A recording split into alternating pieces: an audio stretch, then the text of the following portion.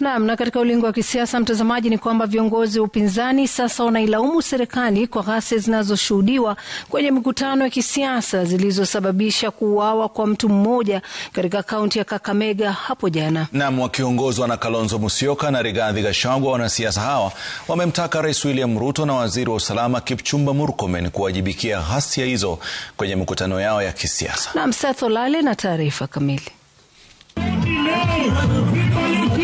Ghasia na fujo zilizoshuhudiwa kwenye mkutano wa kisiasa ulioandaliwa na mrengo wa ODM wa Linda Mwananchi umetawala mkutano wa upinzani eneo la Embakasi hapa Nairobi. Umoja wa upinzani ukidai kwamba mashambulizi hayo ni mpango wa serikali. Tiagas mahala popote inatolewa, hiyo ijue ni tiagas ya William Ruto na Murkomen, na we shall hold them accountable. Huyu Kipchumba Murkomen amezoea kutuma askari na tiagas, wanashtua wananchi. Hiyo tiagas ikija msiogope, si ndio? Viongozi hao wakisema kwamba ghasia zinazoshuhudiwa ni ishara kwamba uongozi wa taifa unaendeshwa visivyo na Rais William Ruto.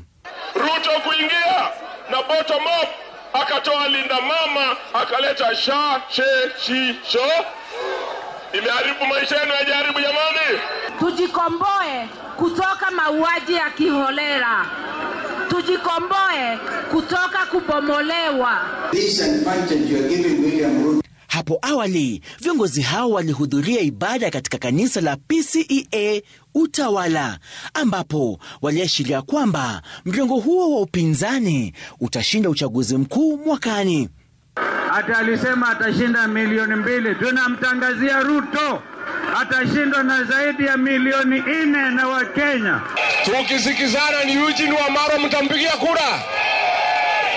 Tukisikizana ni Dr. Matiang'i, mtampigia kura. Nilienda mtihani na haikuibiwa.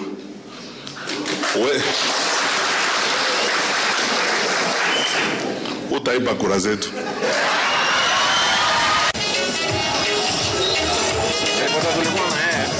Umoja wa upinzani ambao utakuwa unaendeleza kampeni katika kaunti ya Kisii na Nyamira umesisitiza kwamba unataka marekebisho katika sekta tofauti kabla uchaguzi wa mwaka 2027. Seth Olale, runinga ya Citizen katika kaunti ya Nairobi.